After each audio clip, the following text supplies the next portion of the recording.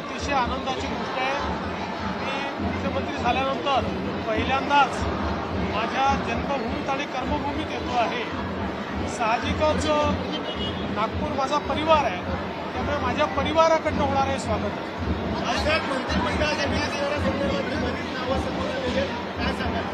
सगळी नावं तुमच्याकडे आलेलीच जातात, नव्याने मला काय मागताय? सगळी नावं तुम्हाला माहिती आहेत। 4 वाजता शपथविधी होणार है।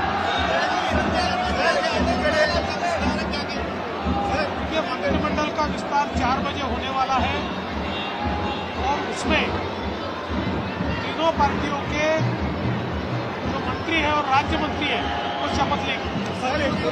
शपथविधी होतं, दुसरीकडे ईव्हीएम संदर्भात विरोधात आक्रमक झालेले पाहण्यात येतं। ईव्हीएम संदर्भात रॅली आहे फिरे तुम्ही टांग ऊपर अशा प्रकारचे विरोधक आहेत।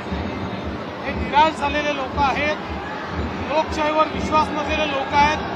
भारतरत्न डॉक्टर बाबासाहेब आंबेडकरांनी जे संविधान तयार केलं, त्या संविधानाने तयार केलेल्या निवडणूक आयोगावर यांचा विश्वास नाही, सुप्रीम कोर्टावर यांचा विश्वास नाही, आरबीआयवर यांचा विश्वास नाही, सीएजीवर यांचा विश्वास नाही।